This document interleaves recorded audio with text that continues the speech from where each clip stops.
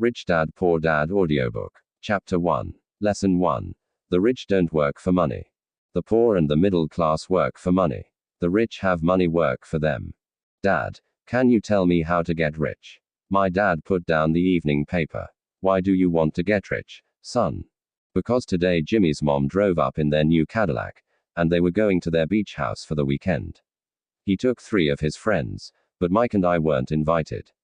They told us we weren't invited because we were poor kids. They did? My dad asked incredulously. Yeah, they did, I replied in a hurt tone. My dad silently shook his head, pushed his glasses up the bridge of his nose, and went back to reading the paper. I stood waiting for an answer.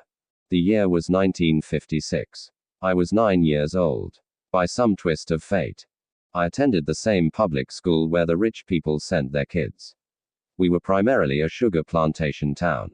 The managers of the plantation and the other affluent people, such as doctors, business owners, and bankers, sent their children to this elementary school. After grade 6, their children were generally sent off to private schools. Because my family lived on one side of the street, I went to this school. Had I lived on the other side of the street, I would have gone to a different school with kids from families more like mine. After grade 6, these kids and I would go on to the public intermediate and high school. There was no private school for them or for me. My dad finally put down the paper. I could tell he was thinking. Well, son, he began slowly. If you want to be rich, you have to learn to make money. How do I make money? I asked. Well, use your head, son, he said, smiling. Even then I knew that really meant, that's all I'm going to tell you, or, I don't know. The answer, so don't embarrass me. A partnership is formed. The next morning, I told my best friend, Mike, what my dad had said. As best as I could tell, Mike and I were the only poor kids in this school. Mike was also in this school by a twist of fate. Someone had drawn a jog in the line for the school district, and we wound up in school with the rich kids. We weren't really poor, but we felt as if we were because all the other boys had new baseball gloves, new bicycles, new everything.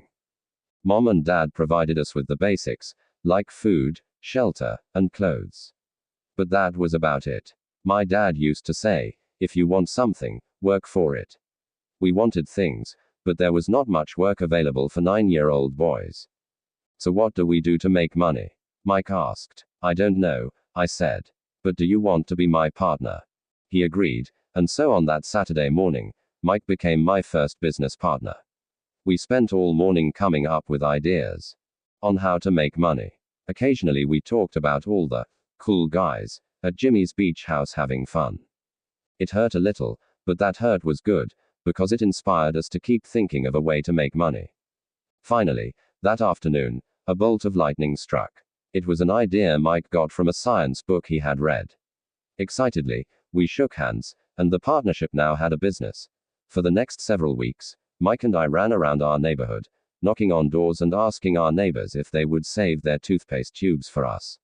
With puzzled looks, most adults consented with a smile. Some asked us what we were doing, to which we replied, we can't tell you. It's a business secret. My mom grew distressed as the weeks wore on. We had selected a site next to her washing machine as the place we would stockpile our raw materials.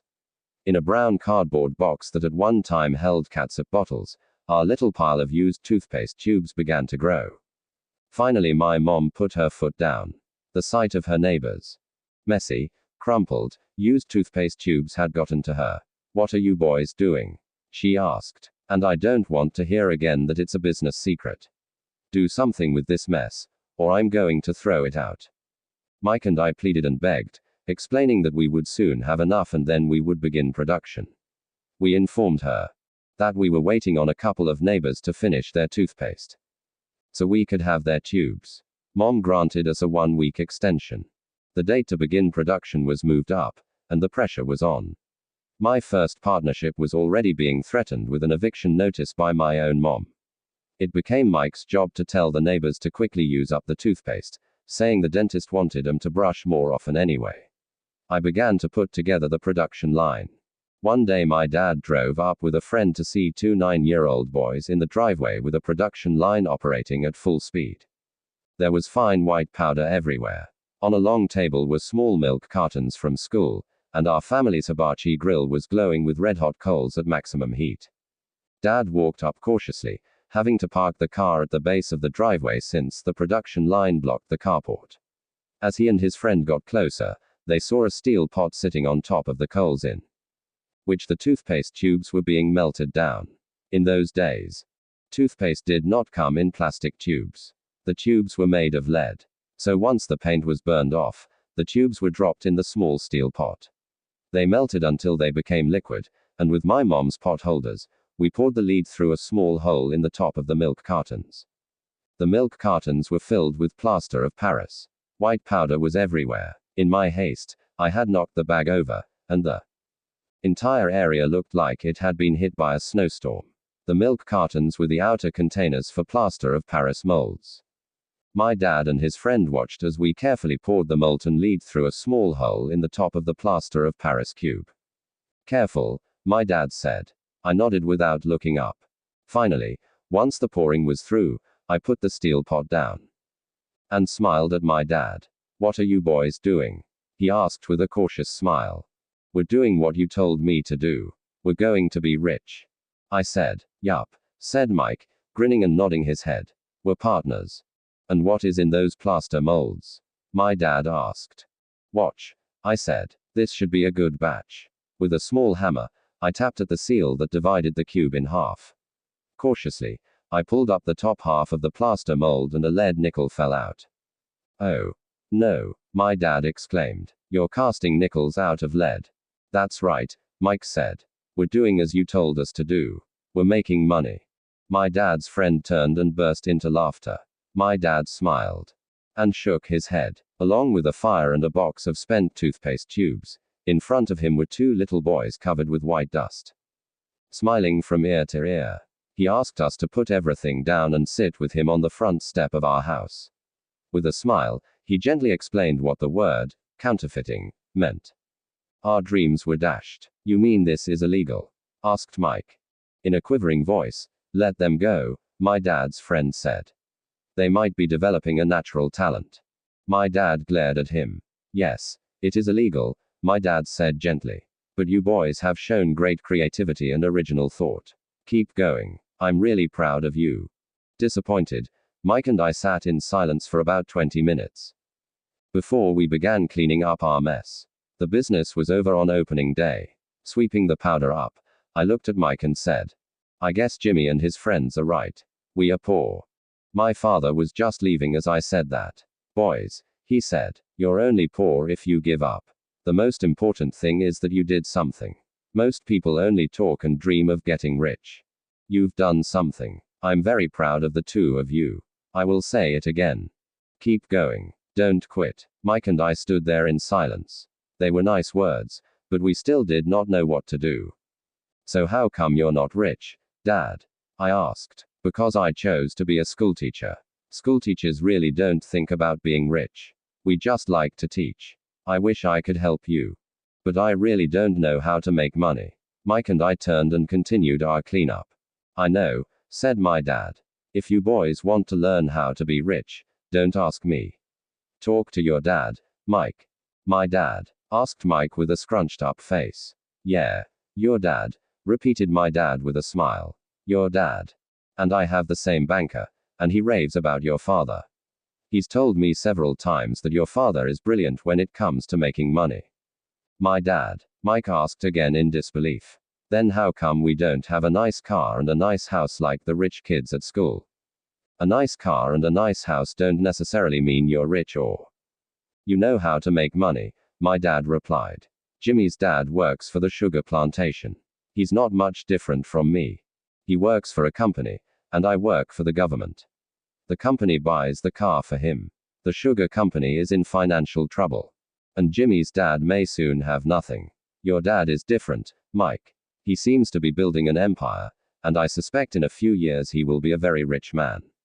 With that, Mike and I got excited again. With new vigor, we began cleaning up the mess caused by our now defunct first business. As we were cleaning, we made plans for how and when to talk to Mike's dad. The problem was that Mike's dad worked long hours and often did not come home until late. His father owned warehouses, a construction company, a chain of stores, and 3 restaurants. It was the restaurants that kept him out late. Mike caught the bus home after we had finished cleaning up. He was going to talk to his dad when he got home that night and ask him if he would teach us how to become rich. Mike promised to call as soon as he had talked to his dad, even if it was late. The phone rang at 8:30 p.m. Okay, I said. Next Saturday. I put the phone down. Mike's dad had agreed to meet with us. On Saturday I caught the 7:30 a.m. bus to the poor side of town. The lessons begin. Mike and I met with his dad that morning at 8 o'clock. He was already busy, having been at work for more than an hour. His construction supervisor was just leaving in his pickup truck as I walked up to his simple, small, and tidy home. Mike met me at the door. Dad's on the phone, and he said to wait on the back porch. Mike said as he opened the door. The old wooden floor creaked as I stepped across the threshold of the aging house. There was a cheap mat just inside the door. The mat was there to hide the years of wear from countless footsteps that the floor had supported. Although clean, it needed to be replaced. I felt claustrophobic as I entered the narrow living room that was filled with old musty overstuffed furniture that today would be collector's items. Sitting on the couch were 2 women, both a little older than my mom. Across from the women sat a man in workman's clothes. He wore khaki slacks and a khaki shirt, neatly pressed but without starch, and polished work boots. He was about 10 years older than my dad. They smiled as Mike and I walked past them toward the back porch. I smiled back shyly. Who are those people? I asked. Oh, they work for my dad. The older man runs his warehouses. And the women are the managers of the restaurants. And as you arrived, you saw the construction supervisor who is working on a road project about 50 miles from here. His other supervisor, who is building a track of houses, left before you got here. Does this go on all the time? I asked. Not always, but quite often, said Mike, smiling as he pulled up a chair to sit down next to me. I asked my dad if he would teach us to make money, Mike said. Oh, and what did he say to that? I asked with cautious curiosity. Well, he had a funny look on his face at first, and then he said he would make us an offer. Oh, I said, rocking my chair back against the wall. I sat there, perched on 2 rear legs of the chair. Mike did the same thing. Do you know what the offer is? I asked. No, but we'll soon find out. Suddenly, Mike's dad burst through the rickety screen door and onto the porch. Mike and I jumped to our feet, not out of respect, but because we were startled. Ready, boys? He asked as he pulled up a chair to sit down with us. We nodded our heads as we pulled our chairs away from the wall to sit in front of him. He was a big man, about 6 feet tall and 200 pounds. My dad was taller, about the same weight, and 5 years older than Mike's dad. They sort of looked alike, though not of the same ethnic makeup. Maybe their energy was similar. Mike says you want to learn to make money. Is that correct, Robert? I nodded my head quickly, but with a little trepidation. He had a lot of power behind his words and smile. Okay, here's my offer. I'll teach you, but I won't do it classroom style. You work for me, I'll teach you. You don't work for me, I won't teach you. I can teach you faster if you work, and I'm wasting my time if you just want to sit and listen like you do in school. That's my offer. Take it or leave it. May I ask a question first? I asked. No, take it or leave it. I've got too much work to do to waste my time. If you can't make up your mind decisively, then you'll never learn to make money anyway. Opportunities come and go. Being able to know when to make quick decisions is an important skill. You have the opportunity that you asked for. School is beginning, or it's over in 10 seconds, Mike's dad said with a teasing smile. Take it, I said. Take it, said Mike. Good, said Mike's dad. Mrs. Martin will be by in 10 minutes. After I'm through with her, you'll ride with her to my superintendent. You can begin working. I'll pay you 10 cents an hour, and you'll work 3 hours every Saturday. But I have a softball game today, I said. Mike's dad lowered his voice to a stern tone. Take it, or leave it. He said. I'll take it, I replied, choosing to work and learn instead of playing. 30 cents later. By 9 a.m. that day, Mike and I were working for Mrs. Martin. She was a kind and patient woman. She always said that Mike and I reminded her of her 2 grown sons. Although kind, she believed in hard work and kept us moving. We spent 3 hours taking canned goods off the shelves, brushing each can with a feather duster to get the dust off, and then restacking them neatly. It was excruciatingly boring work. Mike's dad, whom I call my rich dad, owned 9 of these little superettes, each with a large parking lot. They were the early version of the 7-Eleven convenience stores, little neighborhood grocery stores, where people bought items such as milk, bread, butter, and cigarettes. The problem was that this was Hawaii before air conditioning was widely used, and the stores could not close their doors because of the heat. On 2 sides of the store, the doors had to be wide open to the road and parking lot. Every time a car drove by or pulled into the parking lot, dust would swirl and settle in the store. We knew we had a job as long as there was no air conditioning. For 3 weeks, Mike and I reported to Mrs. Martin and worked our 3 hours. By noon, our work was over, and she dropped 3 little dimes in each of our hands.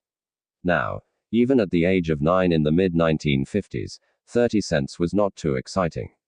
Comic books cost 10 cents back then, so I usually spent my money on comic books and went home. By Wednesday of the 4th week, I was ready to quit. I had agreed to work only because I wanted to learn to make money from Mike's dad, and now I was a slave for 10 cents an hour. On top of that, I had not seen Mike's dad since that first Saturday. I'm quitting, I told Mike at lunchtime. School was boring, and now I did not even have my Saturdays to look forward to. But it was the 30 cents that really got to me. This time Mike smiled. "What are you laughing at?" I asked with anger and frustration. "Dad said this would happen. He said to meet with him when you were ready to quit." "What?" I said indignantly. "He's been waiting for me to get fed up." "Sort of," Mike said. "Dad's kind of different. He doesn't teach like your dad. Your mom and dad lecture a lot. My dad is quiet and a man of few words. You just wait till this Saturday. I'll tell him you're ready." "You mean I've been set up?" "No, not really, but maybe. Dad will explain on Saturday." Waiting in line on Saturday. I was ready to face Mike's dad. Even my real dad was angry with him. My real dad, the one I call the poor one, thought that my rich dad was violating child labor laws and should be investigated. My educated, poor dad told me to demand what I deserve, at least 25 cents an hour. My poor dad told me that if I did not get a raise, I was to quit immediately. "You don't need that damn job anyway," said my poor dad. With indignation. At 8 o'clock Saturday morning, I walked through the door of Mike's house when Mike's dad opened it. "Take a seat and wait in line," he said as I entered. He turned and disappeared into his little office next to a bedroom. I looked around the room and didn't see Mike anywhere. Feeling awkward, I cautiously sat down next to the same 2 women who were there 4 weeks earlier. They smiled and slid down the couch to make room for me. 45 minutes went by, and I was steaming. The 2 women had met with him and left 30 minutes earlier. An older gentleman was in there for 20 minutes and was also gone. The house was empty, and here I sat in a musty, dark living room on a beautiful sunny Hawaiian day, waiting to talk to a cheapskate who exploited children. I could hear him rustling around the office, talking on the phone, and ignoring me. I was ready to walk out, but for some reason I stayed. Finally, 15 minutes later, at exactly 9 o'clock, Rich Dad walked out of his office, said nothing, and signaled with his hand for me to enter. "I understand you want a raise, or you're going to quit," Rich Dad said as he swiveled in his office chair. "Well, you're not keeping your end of the bargain," I blurted out, nearly in tears. It was really frightening for me to confront a grown-up. "You said that you would teach me if I worked for you." "Well, I've worked for you. I've worked hard. I've given up my baseball games to work for you, but you haven't kept your word, and you haven't taught me anything. You are a crook like everyone in town thinks you are. You're greedy. You want all the money and don't take care of your employees. You made me wait and don't show me any respect. I'm only a little boy, but I deserve to be treated better." Rich Dad rocked back in his swivel chair, hands up to his chin, and stared at me. Not bad, he said. In less than a month, you sound like most of my employees. What? I asked, not understanding what he was saying. I continued with my grievance. I thought you were going to keep your end of the bargain and teach me. Instead, you want to torture me. That's cruel. That's really cruel. I am teaching you, RichDad said quietly. What have you taught me? Nothing, I said angrily. You haven't even talked to me once since I agreed to work for peanuts. 10 cents an hour. Ha, I should notify the government about you. We have child labor laws, you know. My dad works for the government, you know. Wow, said RichDad. Now you sound just like most of the people who used to work for me. People I've either fired or who have quit. So what do you have to say? I demanded, feeling pretty brave for a little kid. You lied to me. I've worked for you, and you have not kept your word. You haven't taught me anything. How do you know that I've not taught you anything? Asked RichDad calmly. Well, you've never talked to me. I've worked for 3 weeks and you have not taught me anything, I said with a pout. Does teaching mean talking or a lecture? RichDad asked. Well, yes, I replied. That's how they teach you in school, he said, smiling. But that is not how life teaches you, and I would say that life is the best teacher of all. Most of the time, life does not talk to you. It just sort of pushes you around. Each push is life saying, wake up. There's something I want you to learn. What is this man talking about? I asked myself silently. Life pushing me around was life talking to me. Now I knew I had to quit my job. I was talking to someone who needed to be locked up. If you learn life's lessons, you will do well. If not, life will just continue to push you around. People do 2 things. Some just let life push them around. Others get angry and push back. But they push back against their boss, or the job, or their husband or wife. They do not know it's life that's pushing. I had no idea what he was talking about. Life pushes all of us around. Some people give up and others fight. A few learn the lesson and move on. They welcome life pushing them around. To these few people, it means they need and want to learn something. They learn and move on. Most quit, and a few like you fight. RichDad stood and shut the creaky old wooden window that needed repair. If you learn this lesson, you will grow into a wise, wealthy, and happy young man. If you don't, you will spend your life blaming a job, low pay, or your boss for your problems. You'll live life always hoping for that big break that will solve all your money problems. RichDad looked over at me to see if I was still listening. His eyes met mine. We stared at each other, communicating through our eyes. Finally, I looked away once I had absorbed his message. I knew he was right. I was blaming him, and I did ask to learn. I was fighting.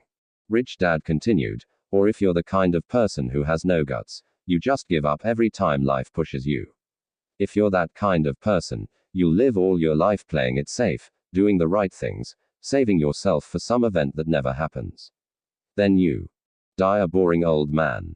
You'll have lots of friends who really like you. Because you were such a nice hard-working guy. But the truth is that you let life push you into submission. Deep down you were terrified of taking risks. You really wanted to win, but the fear of losing was greater than the excitement of winning. Deep inside, you and only you will know you didn't go for it. You chose to play it safe. Our eyes met again. You've been pushing me around. I asked. Some people might say that, smiled RichDad. I would say that I just gave you a taste of life. What taste of life? I asked, still angry, but now curious and ready to learn. You boys are the first people who have ever asked me to teach them how to make money. I have more than 150 employees, and not one of them has asked me what I know about money. They ask me for a job and a paycheck, but never to teach them about money. So most will spend the best years of their lives working for money, not really understanding what it is they are working for. I sat there listening intently. So when Mike told me you wanted to learn how to make money, I decided to design a course that mirrored real life. I could talk until I was blue in the face, but you wouldn't hear a thing. So I decided to Let life push you around a bit so you could hear me. That's why I only paid you 10 cents. So what is the lesson I learned from working for only 10 cents an hour? I asked. That you're cheap and exploit your workers. Rich Dad rocked back and laughed heartily. Finally he said, you'd best change your point of view.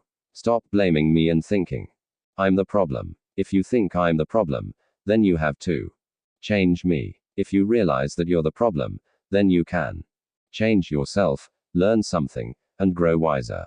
Most people want everyone else in the world to change but themselves. Let me tell you, it's easier to change yourself than everyone else. I don't understand, I said. Don't blame me for your problems, Rich Dad said, growing impatient. But you only pay me 10 cents. So what are you learning? Rich Dad asked, smiling. That you're cheap, I said with a sly grin. See, you think I'm the problem, said Rich Dad. But you are. Well, keep that attitude and you'll learn nothing. Keep the attitude that I'm the problem, and what choices do you have?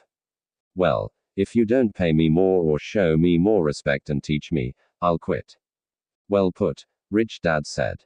And that's exactly what most people do. They quit and go looking for another job, a better opportunity, and higher pay, actually thinking that this will solve the problem. In most cases, it won't. So what should I do? I asked. Just take this measly 10 cents an hour and smile. Rich Dad smiled. That's what the other people do. But that's all they do, waiting for a raise thinking that more money will solve their problems.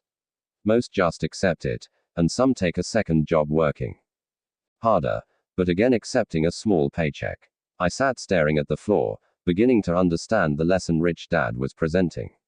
I could sense it was a taste of life.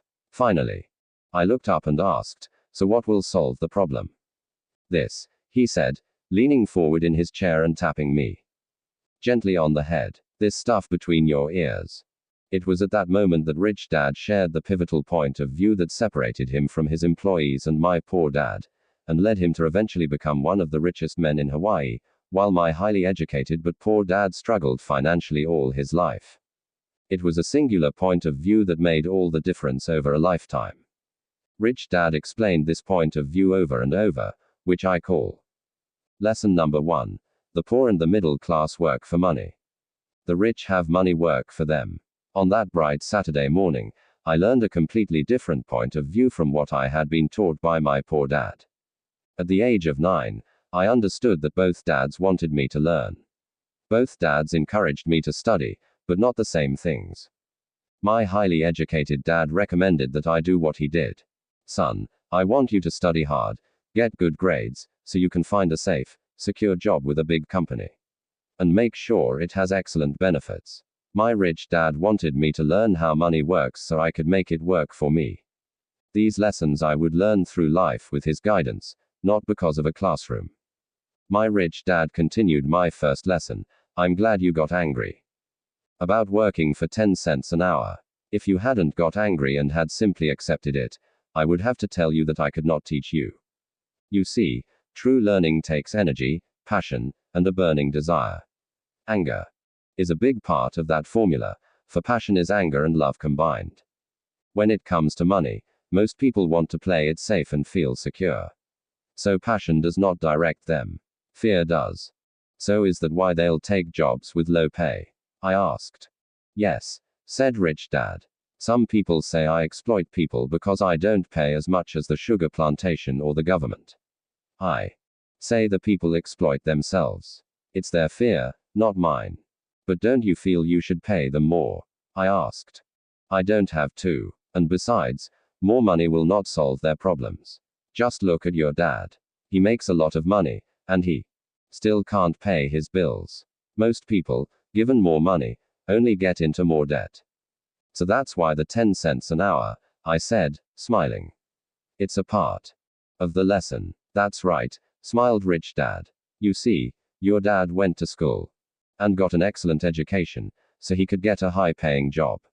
But he still has money problems because he never learned anything about money in school. On top of that, he believes in working for money. And you don't? I asked. No, not really, said Rich Dad. If you want to learn to work for money, then stay in school. That is a great place to learn to do that. But if you want to learn how to have money work for you, then I will teach you that. But only if you want to learn. Wouldn't everyone want to learn that? I asked. No, said RichDad, simply because it's easier to learn to work for money, especially if fear is your primary emotion when the subject of money is discussed. I don't understand, I said with a frown. Don't worry about that for now. Just know that it's fear that keeps most people working at a job. The fear of not paying their bills, the fear of being fired, the fear of not having enough money, and the fear of starting over. That's the price of studying to learn a profession or trade. And then working for money. Most people become a slave to money. And then get angry at their boss. Learning to have money work for you is a completely different course of study. I asked. Absolutely, RichDad answered. Absolutely. We sat in silence on that beautiful Hawaiian Saturday morning. My friends had just started their Little League baseball game. But for some reason I was now thankful I had decided to work for 10 cents an hour. I sensed that I was about to learn something my friends wouldn't learn. In school, ready to learn? Asked RichDad. Absolutely, I said with a grin. I have kept my promise. I've been teaching you from afar, my rich dad said. At 9 years old, you've gotten a taste of what it feels like to work for money. Just multiply your last month by 50 years and you will have an idea of what most people spend their life doing. I don't understand, I said. How did you feel waiting in line to see me, once to get hired and once to ask for more money? Terrible, I said. If you choose to work for money, that is what life will be like, said RichDad. And how did you feel when Mrs. Martin dropped 3 dimes in your hand for 3 hours of work? I felt like it wasn't enough. It seemed like nothing. I was disappointed, I said. And that is how most employees feel when they look at their paychecks, especially after all the tax and other deductions are taken out. At least you got 100%. You mean most workers don't get paid everything? I asked. With amazement. Heavens no, said RichDad. The government always takes its share first. How do they do that? I asked. Taxes, said RichDad. You're taxed when you earn. You're taxed when you spend. You're taxed when you save. You're taxed when you die. Why do people let the government do that to them? The rich don't, said RichDad with a smile. The poor and the middle class do. I'll bet you that I earn more than your dad, yet he pays more in taxes. How can that be? I asked. At my age, that made no sense to me. Why would someone let the government do that to them? RichDad rocked slowly and silently in his chair, just looking at me. Ready to learn? He asked. I nodded my head slowly. As I said, there is a lot to learn. Learning how to have money work for you is a lifetime study. Most people go to college for 4 years. And their education ends. I already know that my study of money will continue over my lifetime, simply because the more I find out, the more I find out I need to know. Most people never study the subject. They go to work, get their paycheck, balance their checkbooks, and that's it. Then they wonder why they have money problems. They think that more money will solve the problem and don't realize that it's their lack of financial education that is the problem. So my dad has tax problems because he doesn't understand money? I asked, confused. Look, said RichDad, taxes are just one small section on learning how to have money work for you. Today, I just wanted to find out if you still have the passion to learn about money. Most people don't. They want to go to school, learn a profession, have fun at their work, and earn lots of money. One day they wake up with big money problems, and then they can't stop working. That's the price of only knowing how to work for money instead of studying how to have money work for you. So do you still have the passion to learn? Asked RichDad. I nodded my head. Good, said RichDad. Now get back to work. This time, I will pay you nothing. What? I asked in amazement. You heard me. Nothing. You will work the same 3 hours every Saturday, but this time you will not be paid 10 cents per hour. You said you wanted to learn to not work for money, so I'm not going to pay you anything. I couldn't believe what I was hearing. I've already had this conversation with Mike and he's already working, dusting and stacking canned goods for free. You'd better hurry and get back there. That's not fair, I shouted. You've got to pay something. You said you wanted to learn.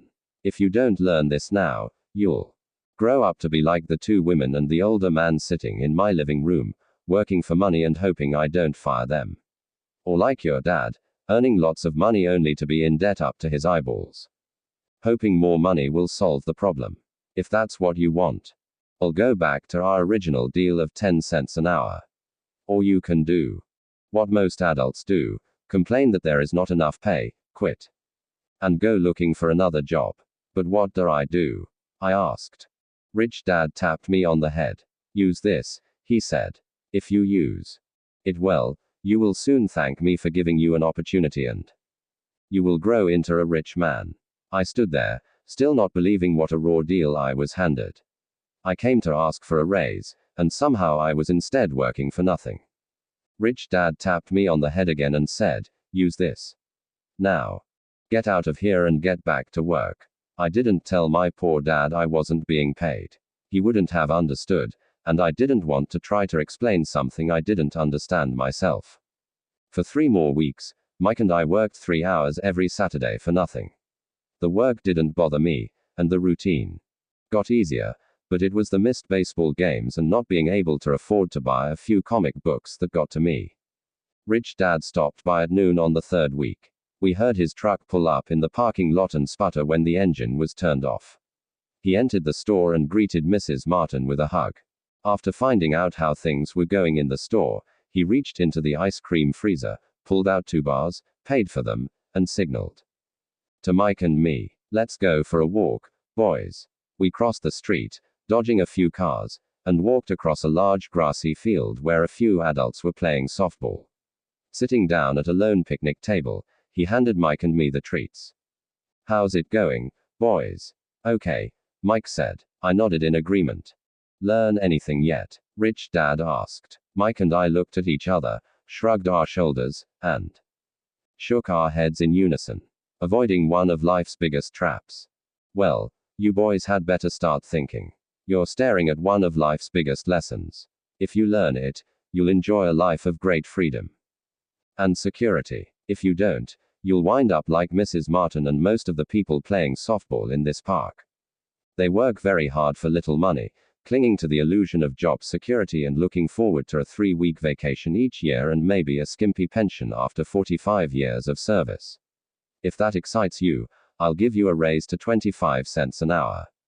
But these are good hard-working people. Are you making fun of them?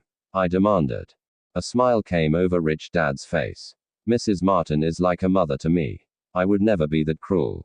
I may sound unkind because I'm doing my best to point something out to the two of you. I want to expand your point of view so you can see something most people never have the benefit of seeing because their vision is too narrow. Most people never see the trap they're in. Mike and I sat there, uncertain of his message. He sounded cruel. Yet we could sense he was trying to drive home a point. With a smile, Rich Dad said, doesn't that 25 cents an hour sound good? Doesn't it make your heart beat a little faster? I shook my head no, but it really did. 25 cents an hour would be big bucks to me. Okay, I'll pay you $1 an hour, Rich Dad said, with a sly grin. Now my heart started to race. My brain was screaming, take it. Take it. I could not believe what I was hearing. Still, I said nothing. Okay, $2 an hour. My little brain and heart nearly exploded. After all, it was 1956. And being paid $2 an hour would have made me the richest kid in the world. I couldn't imagine earning that kind of money. I wanted to say yes. I wanted the deal. I could picture a new bicycle, new baseball glove, and the adoration of my friends when I flashed some cash. On top of that, Jimmy and his rich friends could never call me poor again. But somehow my mouth stayed shut. The ice cream had melted and was running down my hand. Rich Dad was looking at 2 boys staring back at him, eyes wide open and brains empty. He was testing us, and he knew there was a part of our emotions that wanted to take the deal. He understood that every person has a weak and needy part of their soul that can be bought. And he knew that every individual also had a part of their soul that was resilient and could never be bought. It was only a question of which one was stronger. Okay, $5 an hour. Suddenly I was silent. Something had changed. The offer was too big and ridiculous. Not many grown-ups in 1956 made more than that, but quickly my temptation disappeared, and calm set in. Slowly, I turned to my left to look at Mike. He looked back at me. The part of my soul that was weak and needy was silenced. The part of me that had no price took over. I knew Mike had gotten to that point too. Good. Rich Dad said softly. Most people have a price. And they have a price because of human emotions named fear and greed. First, the fear of being without money motivates us to work hard, and then once we get that paycheck, greed or desire starts us thinking about all the wonderful things money can buy. The pattern is then set. What pattern? I asked. The pattern of get up, go to work, pay bills, get up, go to work, pay bills. People's lives are forever controlled by two emotions, fear and greed. Offer them more money and they continue the cycle by increasing their spending. This is what I call the rat race. There is another way, Mike asked. Yes, said Rich Dad slowly. But only a few people find it. And what is that way? Mike asked. That's what I hope you boys will learn as you work and study with me. That is why I took away all forms of pay. Any hints? Mike asked. We're kind of tired of working hard. Especially for nothing. Well, the first step is telling the truth, said Rich Dad. We haven't been lying, I said. I did not say you were lying. I said to tell the truth, Rich. Dad retorted. The truth about what? I asked. How you're feeling, Rich Dad said. You don't have to say it to anyone else. Just admit it to yourself. You mean the people in this park, the people who work for you. Mrs. Martin, they don't do that. I asked. I doubt it, said Rich Dad. Instead, they feel the fear of not having money. They don't confront it logically. They react emotionally. Instead of using their heads, Rich Dad said. Then, they get a few bucks in their hands and again, the emotions of joy, desire, and greed take over. And again they react, instead of think. So their emotions control their brain, Mike said. That's correct, said Rich Dad. Instead of admitting the truth about how they feel, they react to their feelings and fail to think. They feel the fear so they go to work, hoping that money will soothe the fear, but it doesn't. It continues to haunt them and they return to work, hoping again that money will calm their fears, and again it doesn't. Fear keeps them in this trap of working, earning money. Working, earning money, hoping the fear will go away. But every day, they get up, and that old fear wakes up with them. For millions of people, that old fear keeps them awake all night, causing a night of turmoil and worry. So they get up and go to work, hoping that a paycheck will kill that fear gnawing at their soul. Money is running their lives, and they refuse to tell the truth about that. Money is in control of their emotions and their souls. Rich Dad sat quietly, letting his words sink in. Mike and I heard what he said but didn't understand fully what he was talking about. I just knew that I often wondered why grown-ups hurried off to work. It did not seem like much fun, and they never looked that happy, but something kept them going. Realizing we had absorbed as much as possible of what he was talking about, Rich Dad said, I want you boys to avoid that trap. That is really what I want to teach you. Not just to be rich, because being rich does not solve the problem. It doesn't. I asked, surprised. No, it doesn't. Let me explain the other emotion. Desire. Some call it greed, but I prefer desire. It's perfectly normal to desire something better, prettier, more fun, or exciting. So people also work for money. Because of desire. They desire money for the joy they think it can buy. But the joy that money brings is often short-lived, and they soon need more money for more joy, more pleasure, more comfort, and more security. So they keep working, thinking money will soothe their souls that are troubled by fear and desire. But money can't do that. Even rich people do this. Mike asked. Rich people included, said Rich Dad. In fact, the reason many rich people are rich isn't because of desire, but because of fear. They believe that money can eliminate the fear of being poor, so they amass tons of it. Only to find the fear gets worse. Now they fear losing the money. I have friends who keep working even though they have plenty. I know people who have millions who are more afraid now than when they were poor. They're terrified of losing it all. The fears that drove them to get rich got worse. That weak and needy part of their soul is actually screaming louder. They don't want to lose the big houses, the cars, and the high life money has bought them. They worry about what their friends would say if they lost all their money. Many are emotionally desperate and neurotic. Although they look rich and have more money. So is a poor man happier? I asked. No, I don't think so, replied RichDad. The avoidance of money is just as psychotic as being attached to money. As if on cue, the town derelict went past our table, stopping by the large rubbish can and rummaging around in it. The three of us watched him with great interest, when before we probably would have just ignored him. RichDad pulled $1 out of his wallet and gestured to the older man. Seeing the money, the derelict came over immediately, took the bill, thanked RichDad profusely, and hurried off, ecstatic with his good fortune. He's not much different from most of my employees, said RichDad. I've met so many people who say, oh, I'm not interested in money. Yet they'll work at a job for 8 hours a day. That's a denial of truth. If they weren't interested in money, then why are they working? That kind of thinking is probably more psychotic than a person who hoards money. As I sat there listening to my RichDad, my mind flashed back to the countless times my own dad said, I'm not interested in money. He said those words often. He also covered himself by always saying, I work because I love my job. So what do we do? I asked. Not work for money until all traces of fear and greed are gone. No, that would be a waste of time, said RichDad. Emotions are what make us human. The word emotion stands for energy in motion. Be truthful about your emotions and use your mind and emotions in your favor, not against yourself. Whoa, said Mike. Don't worry about what I just said.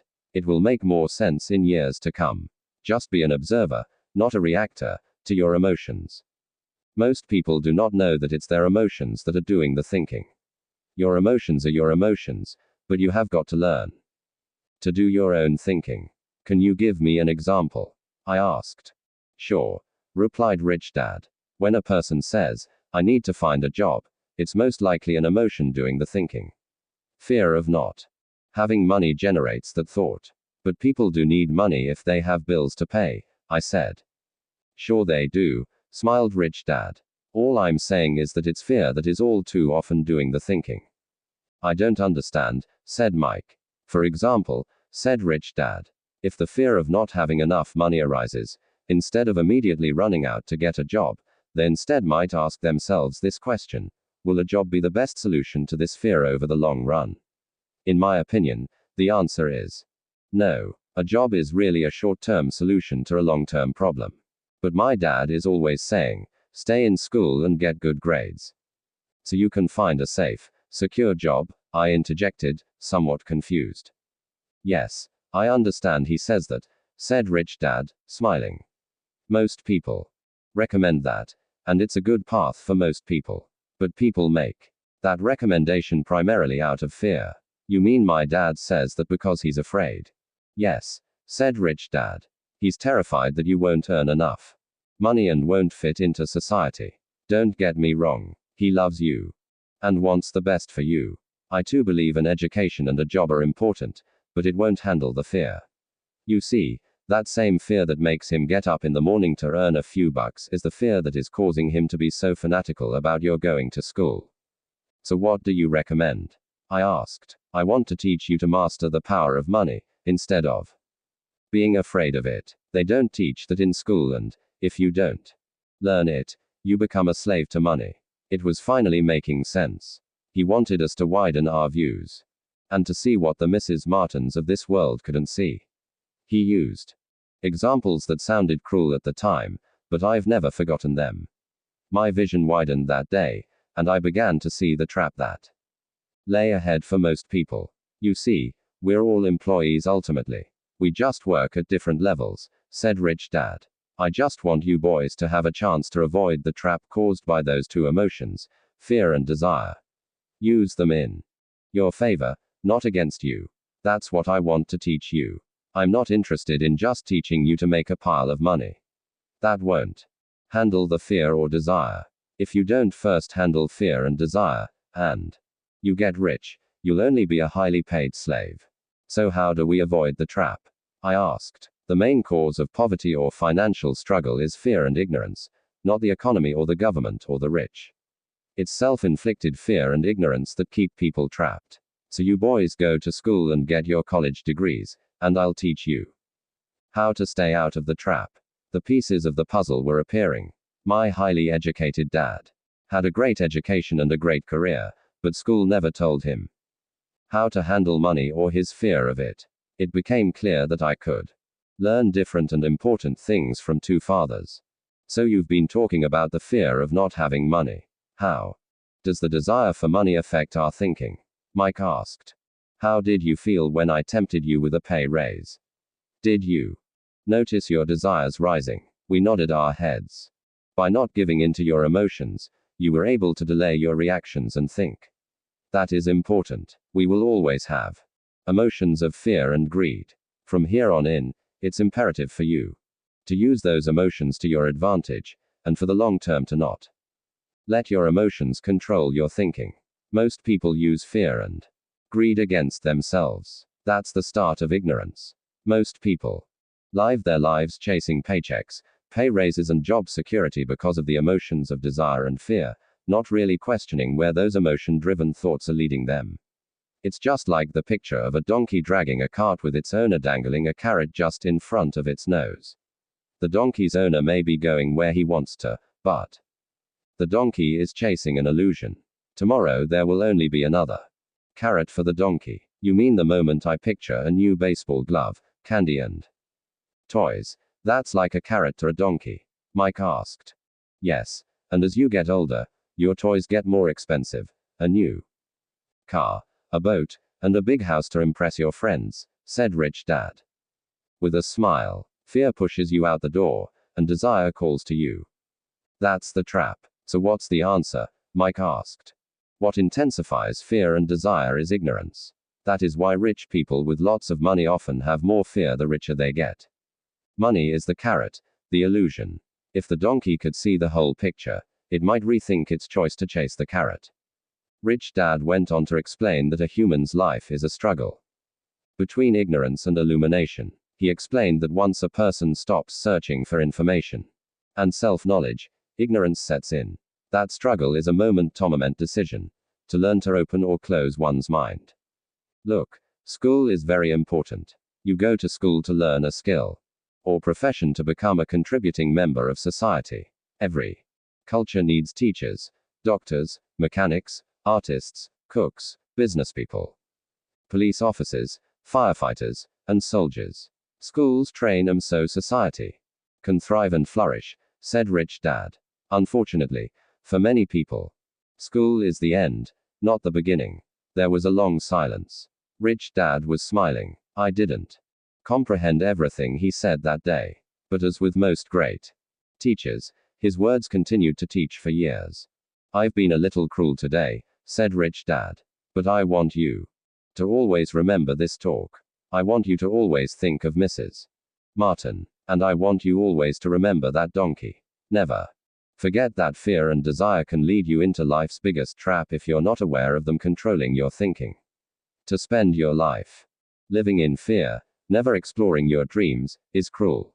To work hard for money, thinking that it will buy you things that will make you happy, is also cruel. To wake up in the middle of the night terrified about paying bills is a horrible way to live. To live a life dictated by the size of a paycheck is not really living a life. Thinking that a job makes you secure is lying to yourself. That's cruel, and that's the trap I want you to avoid. I've seen how money runs people's lives. Don't let that happen to you. Please don't let money run your life. A softball rolled under our table. Rich Dad picked it up and threw it back. So what does ignorance have to do with greed and fear? I asked. Because it is ignorance about money that causes so much greed and fear, said Rich Dad. Let me give you some examples. A doctor, wanting more money to better provide for his family, raises his fees. By raising his fees, it makes health care more expensive for everyone. It hurts the poor people the most, so they have worse health than Those with money. Because the doctors raise their fees, the attorneys raise their fees. Because the attorneys' fees have gone up, schoolteachers want a raise, which raises our taxes, and on and on and on. Soon there will be such a horrifying gap between the rich and the poor that chaos will break out and another great civilization will collapse. History proves that great civilizations collapse when the gap between the haves and have-nots is too great. Sadly, America is on that same course. Because we haven't learned from history. We only memorize historical dates and names, not the lesson. Aren't prices supposed to go up? I asked. In an educated society with a well-run government, prices should actually come down. Of course, that is often only true in theory. Prices go up because of greed and fear caused by ignorance. If schools taught people about money, there would be more money and lower prices. But schools focus only on teaching people to work for money, not how to harness money's power. But don't we have business schools? Mike asked. And haven't you encouraged me to go for my MBA? Yes, said RichDad. But all too often business schools train employees to become sophisticated bean counters.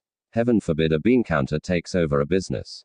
All they do is look at the numbers, fire people, and kill the business. I know this because I hire bean counters.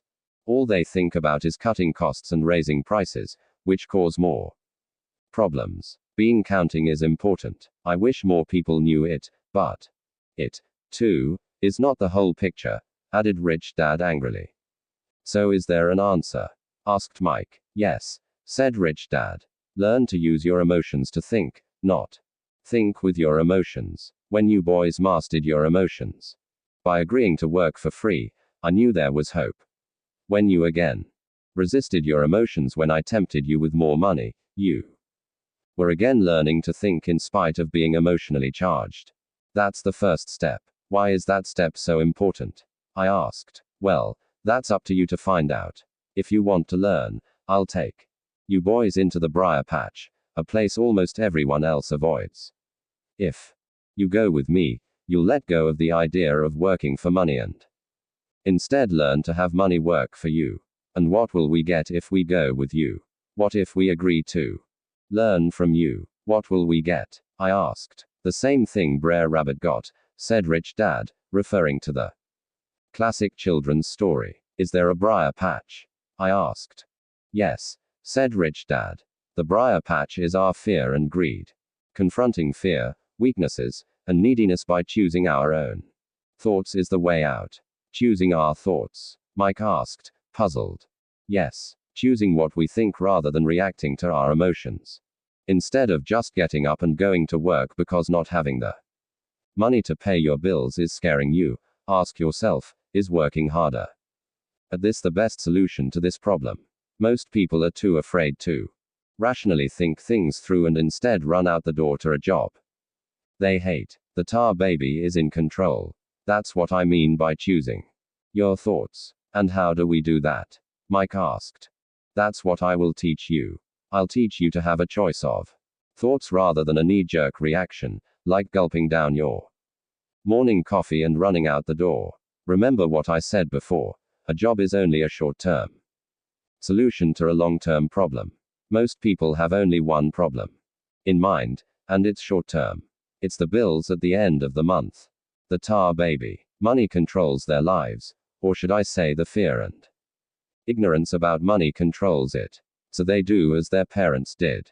They get up every day and go work for money, not taking the time to ask the question, is there another way? Their emotions now control their thinking, not their heads.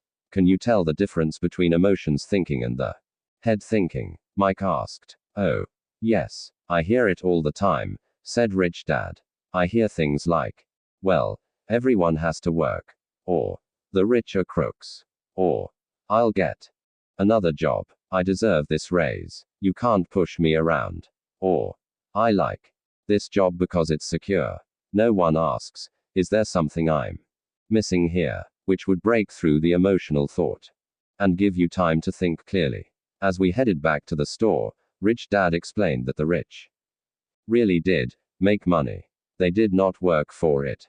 He went on to Explained that when Mike and I were casting 5-cent pieces out of lead, thinking we were making money, we were very close to thinking the way the rich think. The problem was that creating money is legal for the government and banks to do, but illegal for us to do. There are legal ways to create money from nothing, he told us. Rich Dad went on to explain that the rich know that money is an illusion, truly like the carrot for the donkey. It's only out of fear and greed that the illusion of money is held together by billions of people who believe that money is real. It's not. Money is really made up. It is only because of the illusion of confidence and the ignorance of the masses that this house of cards stands.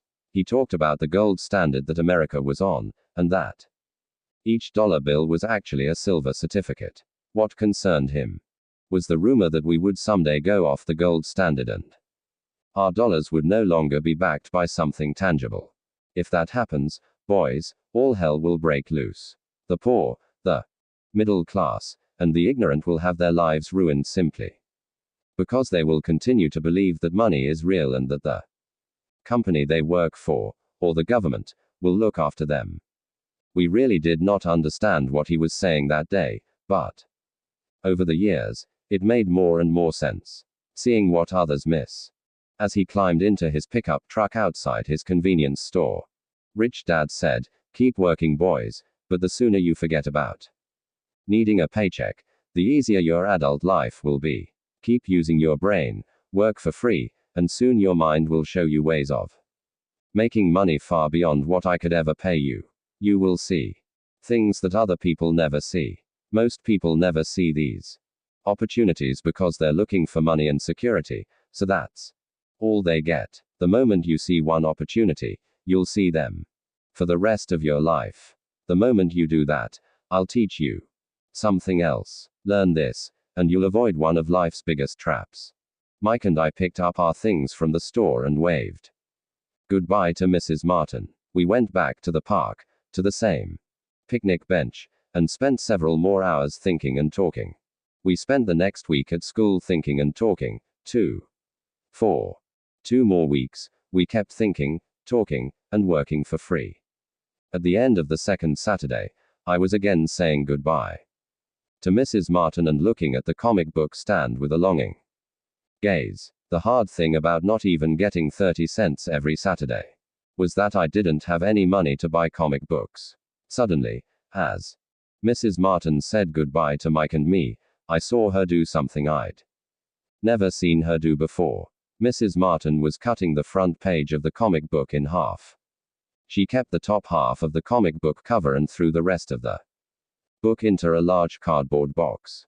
When I asked her what she did with the comic books, she said, "I throw them away. I give the top half of the cover back to the comic book distributor for credit when he brings in the new comics. He's coming in an hour." Mike and I waited for an hour. Soon the distributor arrived, and I asked him if we could have the comic books. To my delight, he said, "You can have them if you work for this store and do not resell them. Remember our old business partnership?" Well, Mike and I revived it. Using a spare room in Mike's basement, we began piling hundreds of comic books in that room. Soon our comic book library was open to the public. We hired Mike's younger sister, who loved to study, to be head librarian. She charged each child 10 cents admission to the library, which was open from 2:30 p.m. to 4:30 p.m. every day after school. The customers, the children of the neighborhood, could read as many comics as they wanted in 2 hours. It was a bargain for them since a comic cost 10 cents each, and they could read 5 or 6 in 2 hours. Mike's sister would check the kids as they left to make sure they weren't borrowing any comic books. She also kept the books, logging in how many kids showed up each day, who they were, and any comments they might have. Mike and I averaged $9.50 per week. Over a 3-month period. We paid his sister $1 a week and allowed her to read the comics for free, which she rarely did since she was always studying. Mike and I kept our agreement by working in the store every Saturday and collecting all the comic books from the different stores. We kept our agreement to the distributor by not selling any comic books. We burned them once they got too tattered. We tried opening a branch office, but we could never quite find someone as trustworthy and dedicated as Mike's sister. At an early age, we found out how hard it was to find good staff. 3 months after the library first opened, a fight broke out in the room. Some bullies from another neighborhood pushed their way in, and Mike's dad suggested we shut down the business. So, our comic book business shut down, and we stopped working on Saturdays at the convenience store. But RichDad was excited because he had new things he wanted to teach us. He was happy because we had learned our first lesson so well. We learned to make money work for us. By not getting paid for our work at the store, we were forced to use our imaginations to identify an opportunity to make money. By starting our own business, the comic book library, we were in control of our own finances, not dependent on an employer.